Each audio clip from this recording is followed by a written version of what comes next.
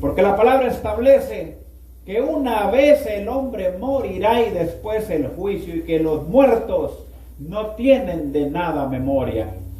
Esto significa, amado hermano, que su pariente que ya partió a la presencia del Señor, así fuese tan amado como un padre, como una madre, como un hijo, como una hija, tía, abuelita, o cualquier ser querido que usted haya visto partir, por muy feo que se escuche, usted no le puede hablar, no le puede orar, ni tampoco puede decir: mi madrecita del cielo me cuida, mi pariente del cielo me protege, porque estamos entrando en un asunto de idolatría, y se oye pero duro ese asunto, porque una madre, un padre, un pariente cercano lo queremos tener siempre cercano. Y cuando escuchamos que ya no le podemos hablar, que ya no nos puede escuchar, nos sentimos tristes, pero es mejor una tristeza que nos lleve a la verdad que una mentira que nos tenga engañado. No se puede hablar con los muertos. Es antibíblico. Por eso es que nosotros, a la luz de la palabra, no creemos en la intercesión ni del apóstol Pedro, ni Juan, ni de la Virgen María, que después tuvo más hijos, porque nosotros entendemos que todos ellos están con nuestros ancestros y nuestros abuelos, esperando el glorioso día que habla la palabra, apóstol Pablo hablando a Tesalónica, en donde nosotros seremos, dice la palabra, arrebatados.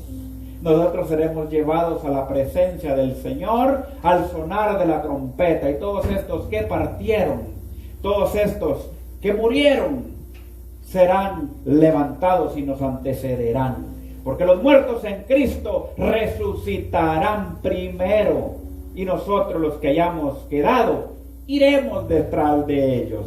Por eso no es bíblico, no es aconsejable, es pecado y abominación el hablar con los muertos. Mi papá me cuida, mi mamá del cielo me cuida, o el día de cumpleaños de un difunto encenderle una velita. Estamos entrando en idolatría, porque los muertos no hablan, los muertos no escuchan, los muertos no tienen más memoria ni saben nada hasta que el Señor los levante nuevamente.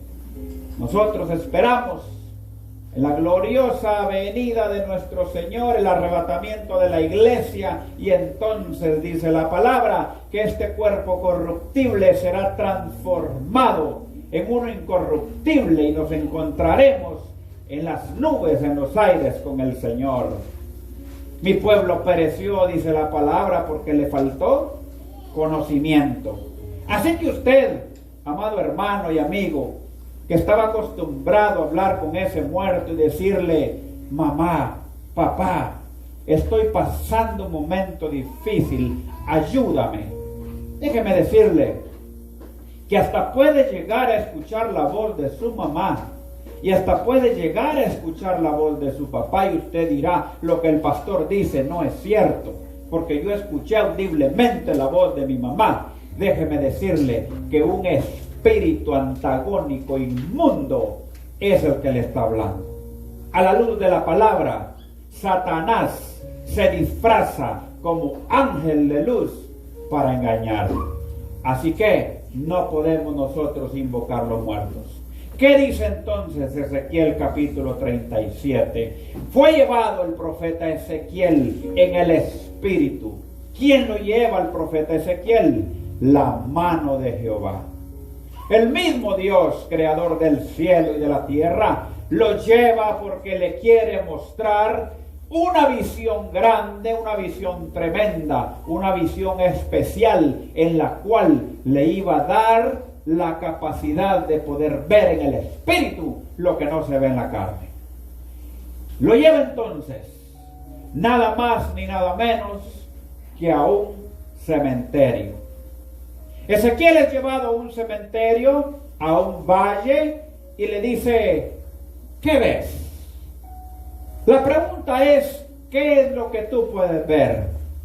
Y Ezequiel se queda viendo y le dice, Señor, yo lo único que puedo ver es un valle lleno de huesos secos.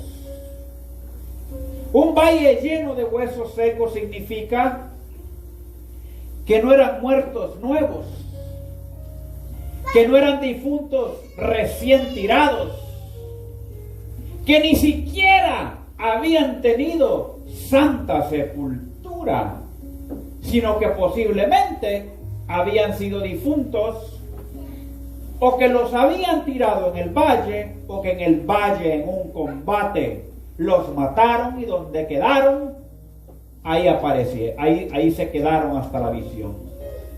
Entonces Ezequiel ve ese cementerio pero expuesto a flor de tierra, el montón de huesos, y le dice, ¿qué es lo que ves? Un señor, yo veo un valle de huesos, pero el factor del asunto es la condición de los huesos.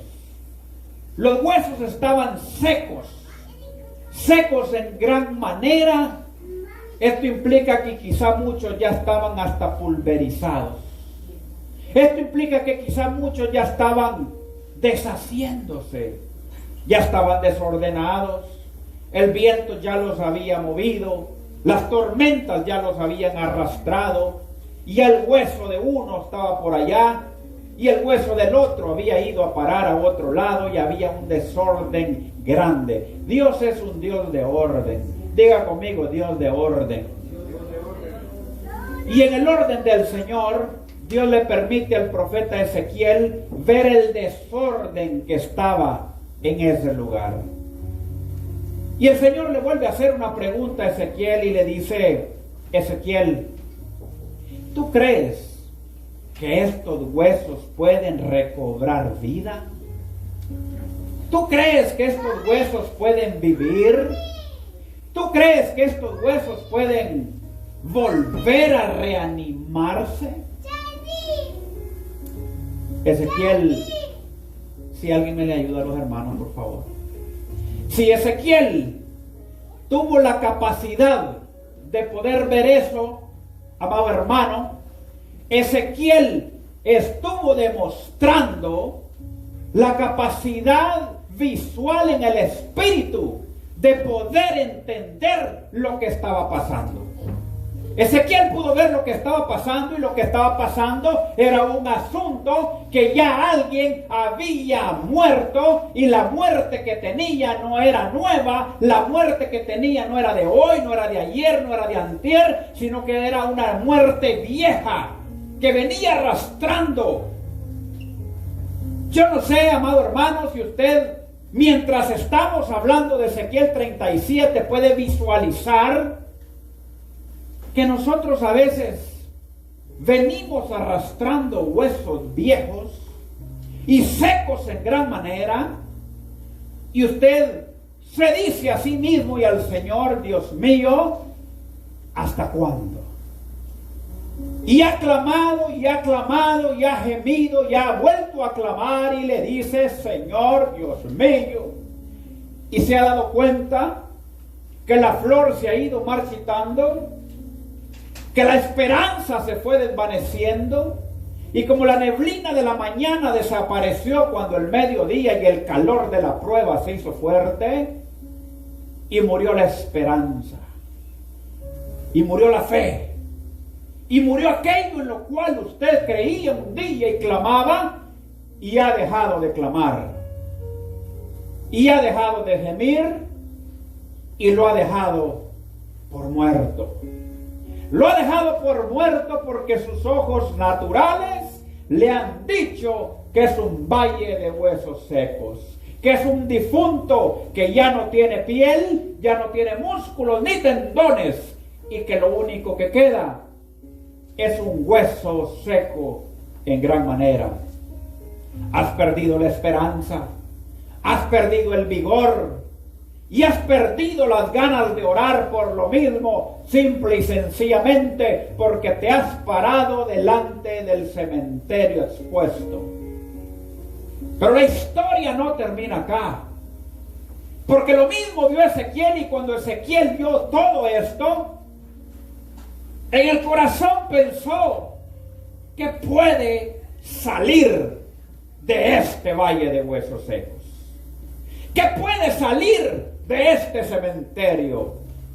Posiblemente sea un hijo, posiblemente sea un pariente cercano o lejano, posiblemente un problema de salud, posiblemente un problema financiero, posiblemente un problema mental, posiblemente un problema de cualquier índole en el cual has perdido la confianza, la fe y la seguridad en el Señor, y te has parado enfrente del valle y has dicho: está muerto, no se puede más, no tiene vida, no hay esperanza ni salvación. Lo mismo pensó Ezequiel: no hay salvación ante tal visión. Pero cuando el Señor lo reta y le dice: Ezequiel, ¿vivirán estos huesos secos? Entonces Ezequiel entendió que la mente del Señor quería hacer algo grande con lo inerte. Quería hacer algo con lo muerto. Quería hacer algo con lo que no sirve ni para abono. Quería hacer algo con lo que dejó de ser. El Señor quería hacer algo con lo que no era tomado en cuenta, con lo que no existía, con lo que el hombre había perdido: la visión, la fe, la esperanza. Es que es lindo el Señor.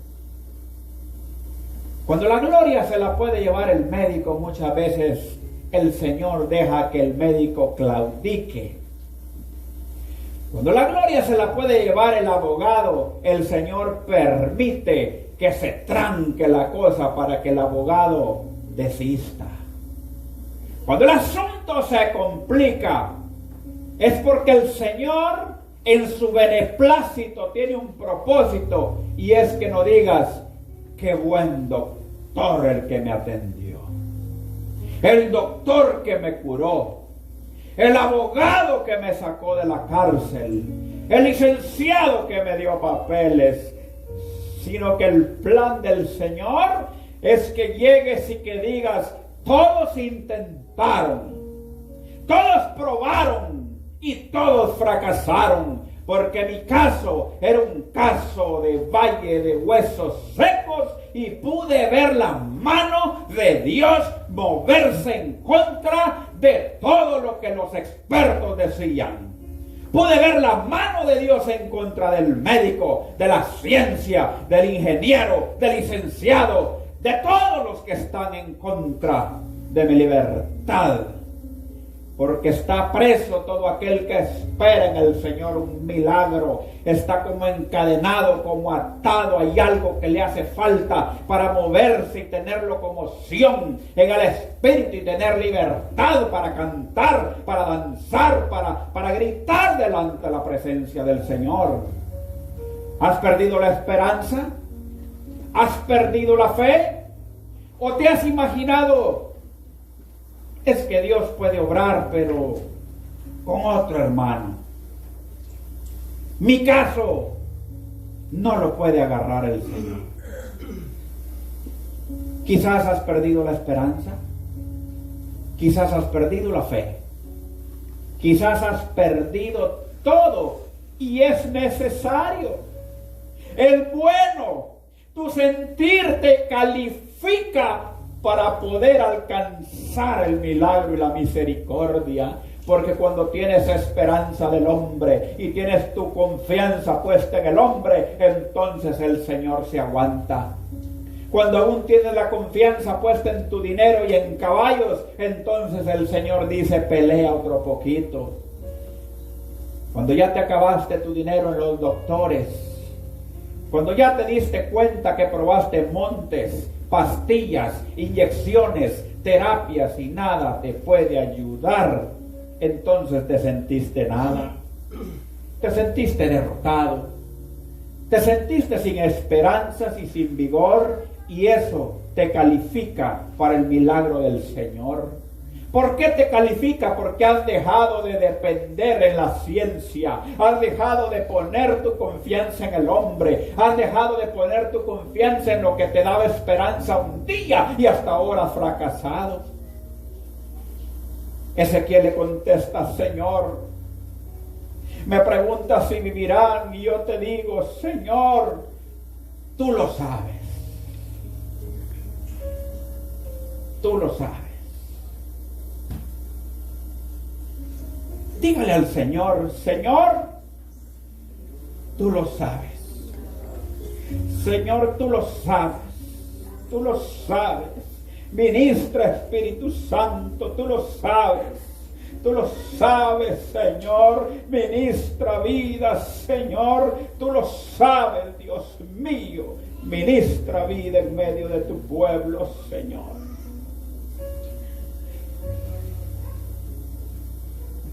El Señor le contesta: claro que lo sé. Profetiza, hijo de hombre. Levántate y profetiza. Y le dio ánimo. Y se levanta el profeta Ezequiel en medio de lo inerte, en medio de la basura, en medio de lo que no tenía vida, en medio de lo que no había esperanza, en medio de lo que ya no se podía mover ni usar. Y dice: y me levanté pues y profeticé. Diga conmigo: profeticé. No es necesario tener la esperanza y la fe. Perdón, no es suficiente, es necesario, pero no es suficiente. Tenemos que abrir nuestra boca, que articula las palabras que son el fruto de la abundancia del corazón. Cuando articulamos entonces nuestras cuerdas vocales y sale una palabra y usted profetiza, y usted profetiza y da esa palabra sobre lo muerto, entonces lo sobrenatural empieza a activarse en tu vida. ¿Cuántas veces has dicho: no puedo más, hasta aquí llegué, no hay más esperanza, conmigo no se puede, este caso está perdido? Y el Señor te dice: levántate y profetiza. Profetiza significa dar la palabra, aunque sea difícil de creer, pero si viene de parte de Dios, voy a profetizar. Levántese a medianoche y en lo que sus hijos están dormidos roncando, profetiza. Es que no sirven para nada, profetiza. Es que están rebeldes, profetiza.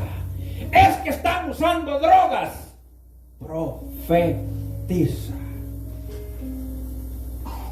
Y cuando profetiza, empieza a pasar algo. Y dice el profeta: profeticé pues. Oiga qué palabra. Profeticé pues, como me fue mandado. ¿Y qué cree que pasó? ¿Se levantó el muerto y empezó a correr?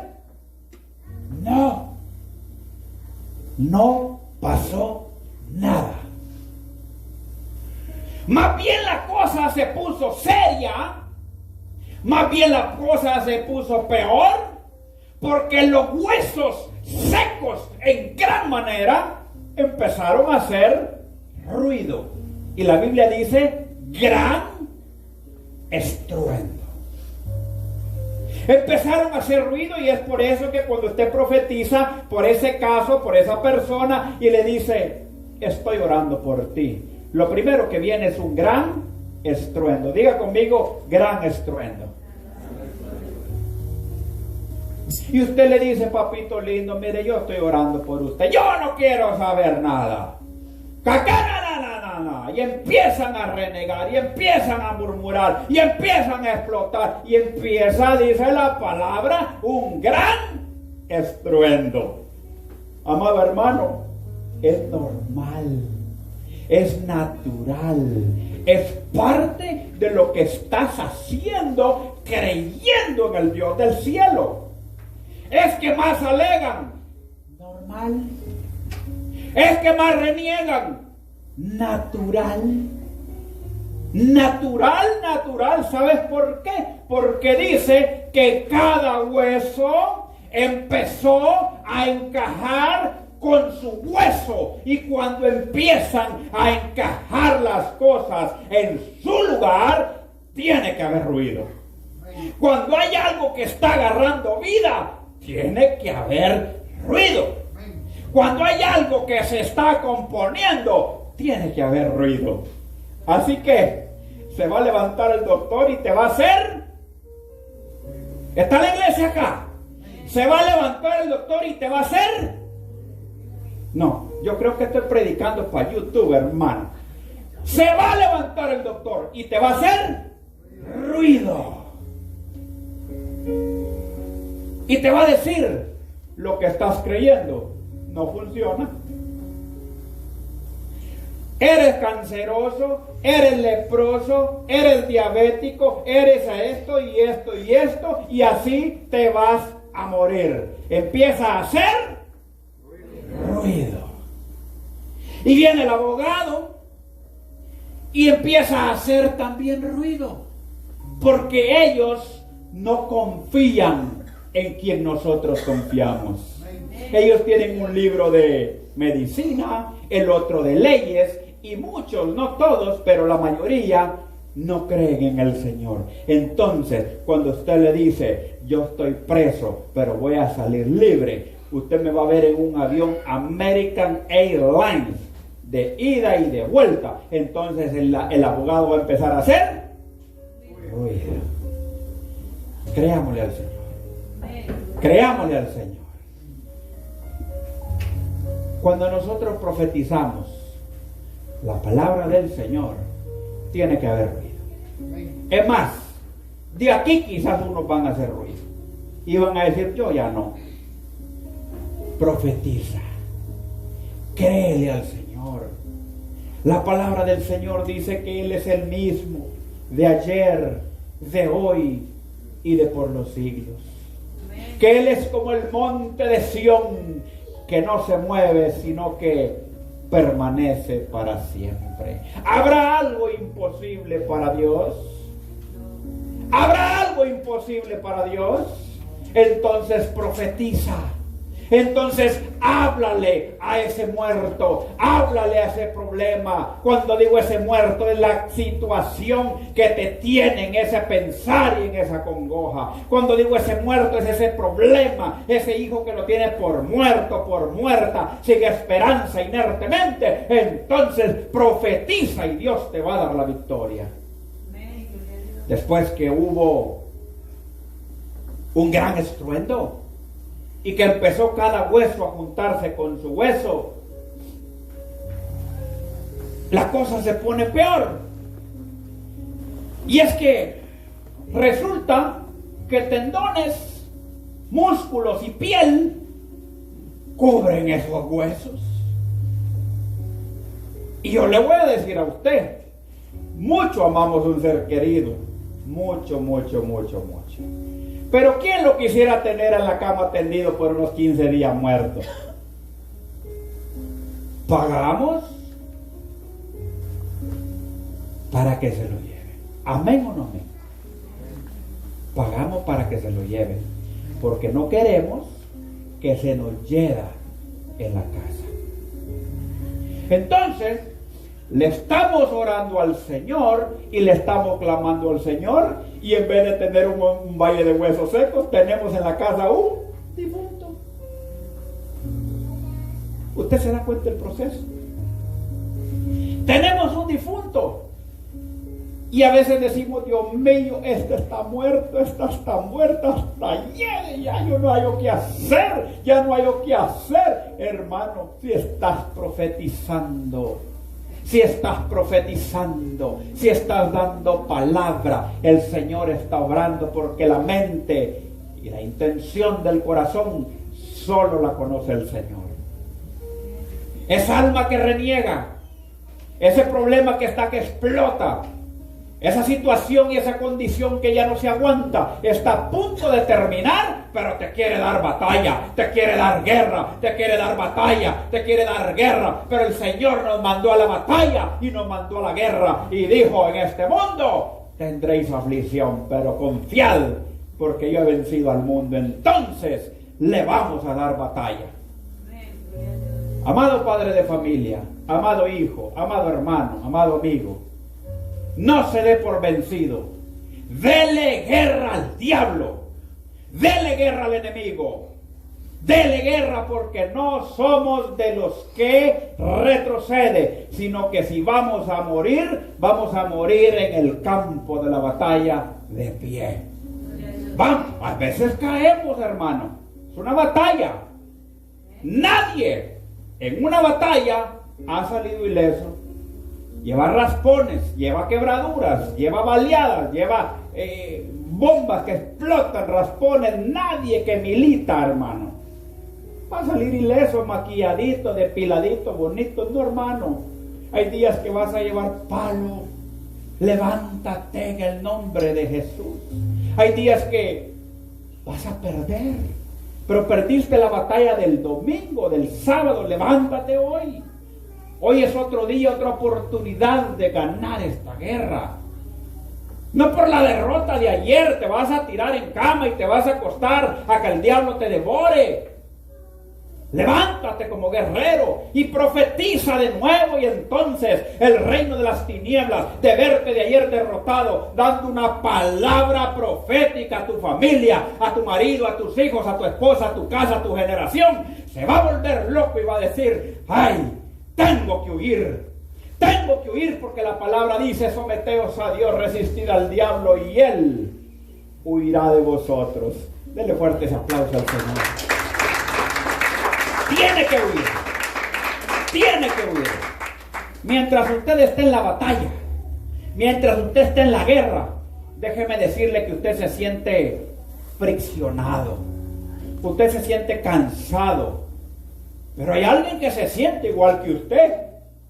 Hay alguien que se siente frustrado igual que usted, y es el demonio. ¿Por qué se lo digo? Bueno, porque la palabra es clara y establece que si él huye de vosotros, es porque se frustró, es porque te tiene miedo, es porque no aguanta la palabra profética de creerle a Dios sobre algo que ya no tenías esperanza. Entonces dice: este asunto está para locos. Aquí algo va a pasar. Aquí el Señor se va a levantar. Aquí yo tengo que huir, dice el demonio, porque este le ha creído al Señor. Y se va. Entonces ya Ezequiel tiene un problema, que tiene un valle de cadáveres, un valle de muertos. Vale más una gallinita muerta que un ser humano muerto. Uno va al vivero, compra una gallinita, la pone muertita en la refri y la cuida, hermano. La contrapierna es mía, dicen. La pechuga, dice el otro. Y la cuida y se pelea por su pedacito, ¿verdad, hermano? ¿Cuántos se han peleado por un cadáver, aunque sea de un ser querido?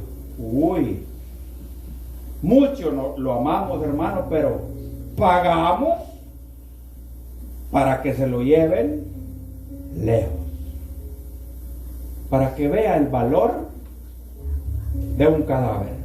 Y Ezequiel está enfrente de un montón de cadáveres y le dice: Señor, ¿qué visión es esta? Estos agarraron tendones, estos agarraron, y usted ve eso a veces, hermano. La cosa ya se va componiendo y tiene tendones y ya se va arreglando, pero al final sigue muerto. Y usted dice: Dios mío, como que fue un engaño. Solo abrió la Biblia y se durmió. Solo fue al culto una vez y nunca más. Solamente me hizo caso una vez porque la dejara ir a Six Flags y se acabó. O sea, usted mira que la cosa está trancada. Amén. No se decepcione. Es parte del proceso de vida. Es parte del proceso de lo que tus labios dijeron: créele al Señor, créale al Señor. Yo me gozo, hermano, porque mire qué bonito es decir: yo tengo fe de que voy a cenar. Si tiene 20 pesitos en la bolsa, eso no es fe, eso es confianza de que ahí le alcanza aunque sea para un chino, hermano. Pero cuando usted no tiene nada y no hay plata, y ya pasó por todas las esquinas de la cocina, ya le dio vuelta a la caja de los tenedores y ya no salen coras, ya buscó debajo de la cama, ya fue al carro y le volteó las alfombras y no encuentra nada, y usted dice: mi Dios pues suplirá todo lo que os haga falta conforme a sus riquezas en gloria. Cuando usted dice eso sin tener 3 centavos en la bolsa, entonces usted está profetizando su victoria.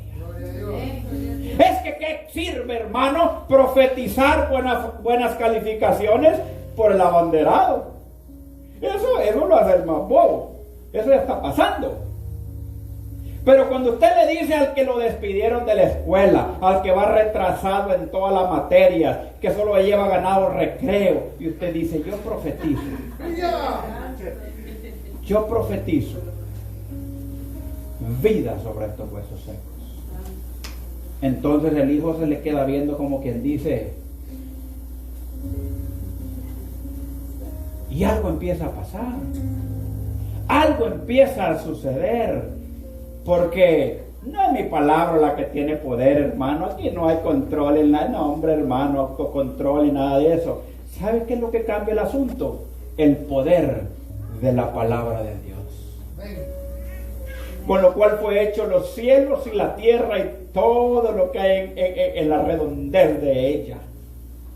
Cuando le creemos al Señor y profetizamos sobre ese asunto, aún teniendo todo lo contrario en el pecho, entonces estamos demostrándole a nuestra alma que sí se puede nadar en contra de la corriente, que sí se puede creer en lo increíble, que sí se puede salir agua de la roca, que sí puede una columna de fuego dar calefacción de noche, que sí puede un aire acondicionado de una nube refrigerar nuestro día. Cuando estamos nosotros profetizando sobre lo imposible, la mano de Dios obra a nuestro favor. Entonces Ezequiel tiene estos difuntos, este montón de muertos, y le dice: Señor, esto es lo que hay. Y le dice: profetiza. No al Espíritu Santo. Al Espíritu Santo nadie le comanda ni le demanda. El Espíritu Santo es supremo. Profetiza al Espíritu de cada uno de ellos. Espíritu de los 4 vientos. Sopla. Y entró espíritu de vida en ellos. Diga: espíritu de vida. Y cuando eso pasa, es cuando usted dice: ay, Dios mío, valió la pena orar por este muchacho. Ay, Dios mío, valió la pena orar por esta muchacha, por esta situación, por este caso que estaba perdido. Ay, Dios mío, hubiese yo desmayado si no creyese que veré la bondad de Jehová en la tierra de los vivientes. Y es cuando entonces queda como testimonio aquello que te estaba matando, aquello que te estaba ahorcando, aquello que era tu calvario, y un día vas a decir: yo estaba así, pero ahora estoy así porque Él me dio vida. Entonces servirá de testimonio tu calvario para que otro escuche y crea que Dios es el Dios de lo imposible. Es necesario, indispensable profetizar sobre los huesos secos. Es que a veces nos dejamos llevar por el profesional, hermano, y mire, ¿qué va a comer el doctor si te dice que está bien, pues? ¿Ah? ¿Qué va a comer mañana? ¿Quién va a pagar el mortgage del doctor si te dice que ya está bien? Muchas veces hay hasta resultados alterados para tenerte espantado y espantada. Y estaba sano, y estaba sana, pero resulta que la sugestión mental de lo que te dijo el doctor te bajó las defensas y entonces sí te enfermaste de veras. Y a la segunda consulta ya no solo tenía lo primero, sino que ahora lo segundo y lo tercero, que fue creado por el temor impartido por un espíritu de mentira. No digo todos los doctores, pero yo soy testigo de que hay doctores que profetizan palabra de mentira. ¿Quién va a pagar su carro? ¿Quién va a pagar la escuela de sus hijos? ¿Quién va a pagar su casa? ¿Quién va a pagar sus lujos? Tiene que ser o tu bolsa, o tu seguro, o el patrón de tu seguro. Pero alguien tiene que mantenerlos. Negocio número 1 sobre la faz de la tierra: los enfermos. ¿Pensó que era el petróleo? No. ¿Pensó que era el maíz? Tampoco. ¿Pensó usted que era el cemento? No. La enfermedad. La enfermedad es el negocio número 1. Las farmacéuticas manejan la bolsa más grande de todas las bolsas sobre la faz de la tierra. Y entonces, ¿les conviene tenernos sanos o enfermos? ¿Con mente libre o sugestionados? Creámosle al Señor. Pide una segunda, una tercera y una cuarta opinión. Pero ¿sabe qué? No deje de consultar con el veredicto que más importa, que es con la opinión del que sanó por sus llagas todas nuestras dolencias. Porque si no, vamos a probar todos los doctores y cada uno nos van a decir un mal diferente. Profetiza sobre ese hijo, esa hija. Hay veces que pensamos, no van a cambiar, este no va a cambiar, esta no va a cambiar, y nosotros mismos estamos profetizando mal y profetizando en contra, y el diablo dice: seguí diciendo lo mismo, seguí diciendo lo mismo, porque entonces se te va a hacer lo que estás creyendo. Pero cuando profetizamos sobre la rebeldía de ellos, obediencia, sobre las malas calificaciones de ellos, buenas calificaciones, sobre la enfermedad, salud, sobre todos los asuntos que están agobiándoles y agobiándonos a nosotros, porque el primero que es castigado cuando un hijo es castigado es el padre y la madre. Nos profetizamos nosotros una bendición sobre nuestra familia, entonces somos los que calificamos para que el Señor se agrade. ¿Cómo así, hermano pastor? Sin fe es imposible agradar a Dios. Repita conmigo: sin fe es imposible agradar a Dios. Bueno, pues yo no le agrado y pues no espero agradarle y así me quedo, pero al menos no estoy en pecado. Mentira. Porque también dice la palabra: porque todo lo que no proviene de fe es pecado. O sea que si pecamos con dejar de creer en el Señor, si pecamos con dejar de confiar y no profetizar sobre los huesos secos, si pecamos cuando ponemos como primera instancia a todos y al Señor de último, entonces estamos cometiendo un grave error. Buscad primeramente, dice, ¿qué dice? El reino. El reino. ¿De quién? De Dios. ¿Qué es lo que hay en el reino? De todo. El Señor tiene de todo. Todas las respuestas a nuestras preguntas Él las tiene. Los anhelos de nuestro corazón Él los tiene. Él sabe que quieres una casita. Él sabe que necesitas un apartamento más grande. Él sabe que necesitas salud en tu cuerpo. Él sabe que necesita un trato usted especial con sus hijos en su casa. Dios lo sabe. Entonces busquemos el reino del Señor y entonces Dios obrará a nuestro favor. Póngase pie en el nombre de Jesús.